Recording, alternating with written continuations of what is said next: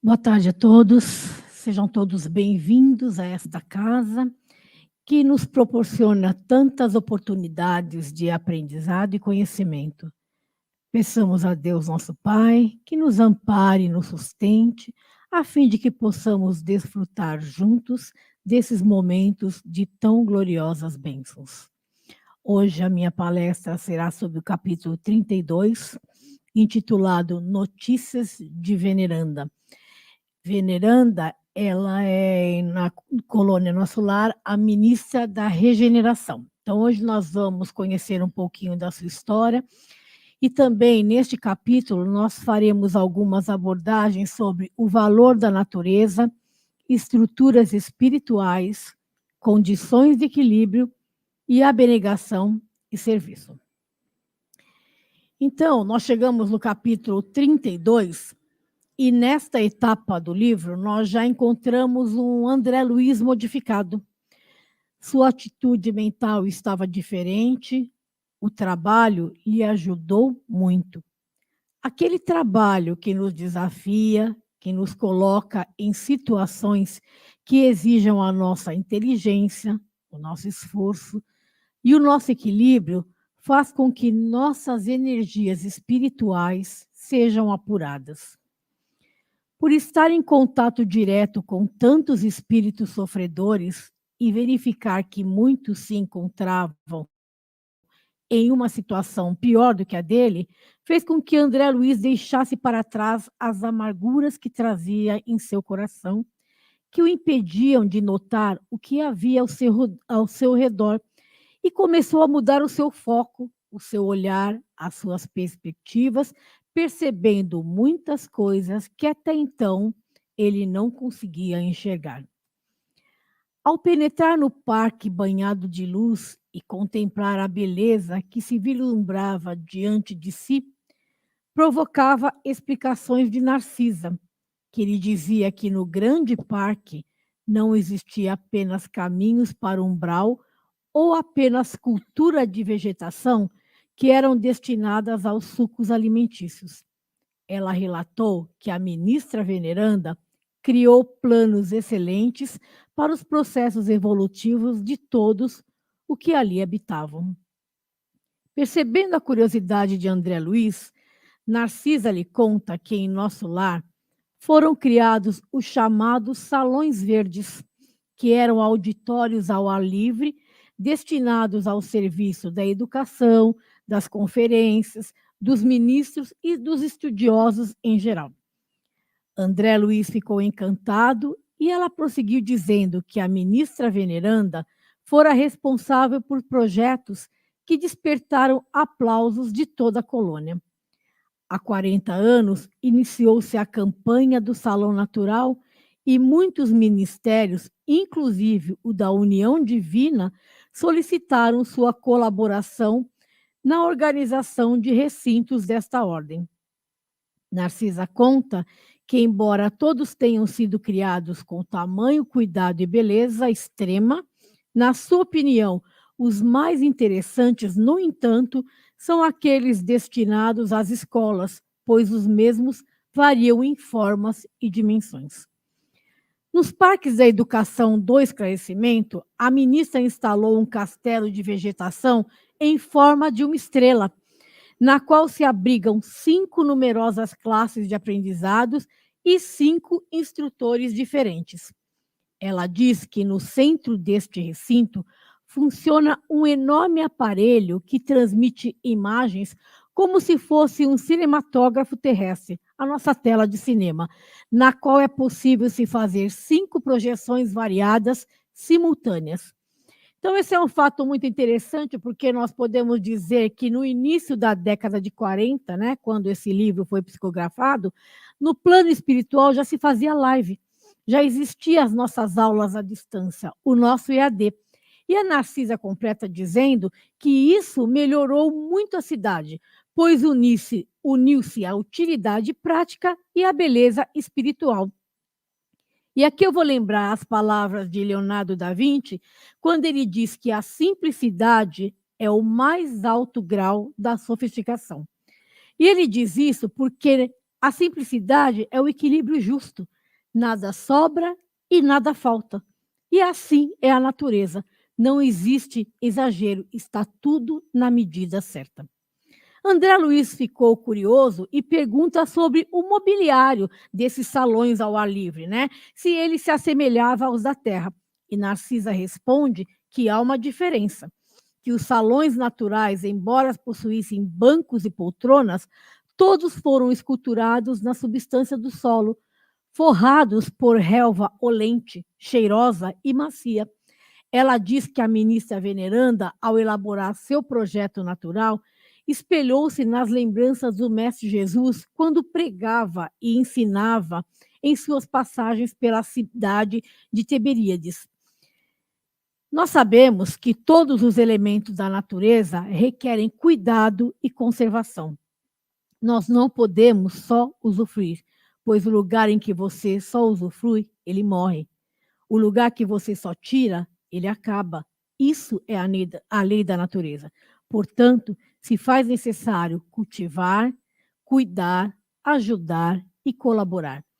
André Luiz nos diz que quem atravessa um campo sem organizar sementeira necessária ao pão e sem proteger a fonte que sacia a sua sede, não pode voltar com a intenção de abastecer-se.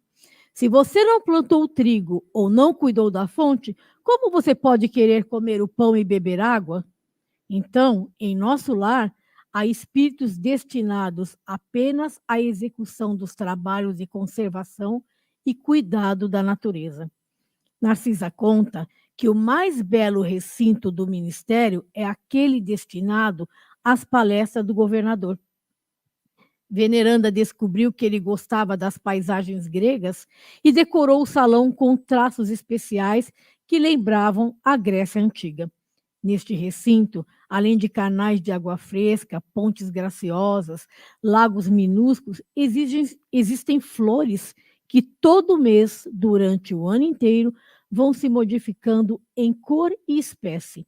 E especialmente no mês de dezembro, ficam ainda mais bonitas em virtude do Natal de Jesus, época em que a cidade recebe as melhores vibrações de esperança e de renovação dos encarnados na Terra em homenagem aos mestres dos mestres.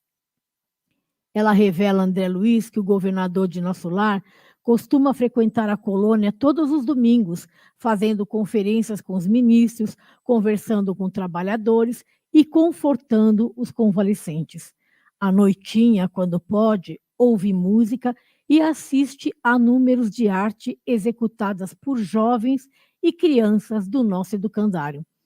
Ela acrescenta que a maioria dos forasteiros que se hospedam em nosso lar vêm com o propósito de conhecer esse palácio natural que acomoda confortavelmente mais de 30 mil pessoas.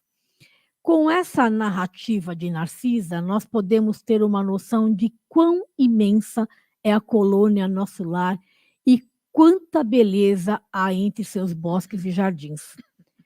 Sabemos que quanto mais avançamos nas esferas superiores, mais a beleza e magnificência encontramos, porque tudo é muito mais perfeito.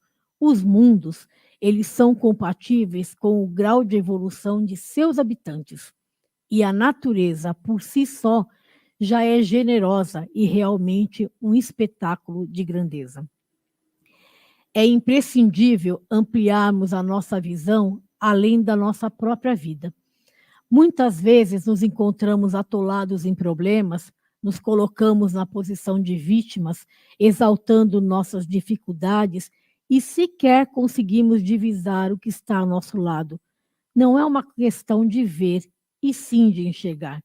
Enxergar que a natureza é o exemplo vivo, nos demonstrando todos os dias a sua persistência, a sua força, a sua paciência e a sua capacidade de transformação. As folhas de uma árvore secam e caem, mas essa árvore não se enfraquece. Nutre-se de forças, espera, renasce, renova e se recompõe em vitalidade, beleza, fruto e flor. Assim também nós deveremos ser. Deveremos nos espelhar na natureza e procurar renovar nossas atitudes, transformar nossa jornada, refazer nossos conceitos sem jamais esmorecer. Deveremos contemplar o que está ao nosso redor, captar detalhes, criar uma nova postura, um estado mental de gratidão e de alegria por tantas coisas que recebemos e pelas oportunidades a nós concedidas. O Papa Francisco, ele nos diz que os rios não bebem sua própria água, as árvores não comem seu próprio fruto, o sol não brilha para si e as flores não espalham sua fragrância para si mesmas. Então, viver para os outros é uma regra da natureza. É aquele dar sem nada pedir em troca. Narciso, então, começa a falar para André Luiz sobre a ministra veneranda, dizendo que o seu recinto também é esplêndido e que não há palavras para explicar a sua devoção e dedicação ao criar benefícios para atender aos mais infelizes. Todo o seu trabalho é considerado pela governadoria como o dos mais dignos. Ela é uma entidade que possui maior horas de serviço na colônia e é a figura mais antiga em atividade, há mais de 200 anos. É importante sabermos que os espíritos superiores, embora já tenham atingido um determinado grau evolutivo, precisam continuar a servir. O trabalho não diminui e nem cessa. Muito pelo contrário, são os espíritos superiores os que mais trabalham, os que mais servem e os que mais se dedicam aos seus semelhantes. André Luiz ficou impressionado e disse: como deve ser respeitável essa benfeitora. Narcisa completa e diz que veneranda é uma das criaturas mais elevadas e que os 11 ministros ouvem-na antes de tomar qualquer decisão. Aliás, em muitos assuntos, a governadoria procura seu parecer. Além do governador, ela é a única entidade que já viu Jesus, mas nunca comentou sobre o fato e não gosta de falar sobre o mesmo. Já foi homenageada com a Medalha do Mérito de Serviço pelas Fraternidades da Luz, pois conseguiu acumular 1 milhão de horas de trabalho útil, sem interrupção, sem reclamar e sem jamais esmorecer. Ao receber tal homenagem, apenas chorou em silêncio, entregou o troféu aos arquivos da cidade, afirmando que não o merecia e transmitindo a personalidade coletiva da colônia, apesar dos protestos do governador. Desistiu de todas as homenagens festivas em que pretendiam comemorar e jamais sem ter comentado a honrosa conquista. Nesse contexto, podemos verificar o nível de perfeição moral e intelectual existente nos espíritos superiores. E aqui, as atitudes desta irmã veneranda, de fato, já revelam quem era a ministra da regeneração. André Luiz elogia a veneranda, dizendo que extraordinária mulher, e pergunta por que não se encaminha às esferas mais altas, porque a veneranda ainda continuava na colônia Nosso Lar, embora fosse um espírito muito superior. Narcisa responde que veneranda vive em zonas mais superiores, mas que permanece em Nosso Lar por espírito de amor e sacrifício. Ela vem trabalhando há mais de 1000 anos pelo grupo de corações em benefício de seus bens amados que ainda se encontram na Terra. Ou seja, ela abdicou de se encontrar numa esfera superior em benefício das pessoas que ela ama, né, daqui, que ainda estão aqui na Terra, né?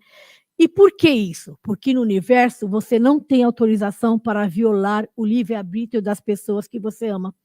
Você trabalha para ter mérito e assim poder ajudar seus afetos particulares. E é isso que a ministra veneranda faz. Ela trabalha e espera que os seus afetos também se encontram num grau diferente aos que ainda estão. O que Narcisa quer nos dizer é que você pode viver em um ambiente, mas o seu clima, o seu padrão, a sua vibração está em outro lugar. Existe uma superioridade de inteligência, de senso moral e da produtividade do espírito.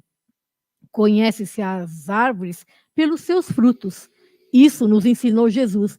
E veneranda é uma árvore muito mais produtiva.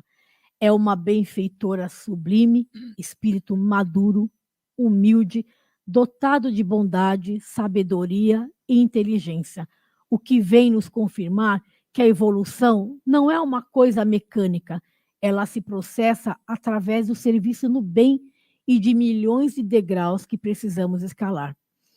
Nós não conhecemos nada, somos um peixinho no aquário achando que conhecemos o oceano. Precisamos ampliar nossos entendimentos para receber novas lições. Precisamos adquirir sabedoria, pureza dos entendimentos e praticar o amor, aquele amor do bem, para subirmos de patamar. Saber é muito importante, mesmo porque não existe espírito superior ignorante, mas o que define verdadeiramente a evolução de um espírito são os seus sentimentos. É como você age e trata os seus semelhantes, e não pelo que você sabe, pelos seus conhecimentos. André Luiz manifestou interesse em conhecer a ministra, e Narcisa lhe disse que amanhã ela viria ao Salão Natural a fim de realizar uma palestra sobre o pensamento. Obrigado a todos e uma boa reunião.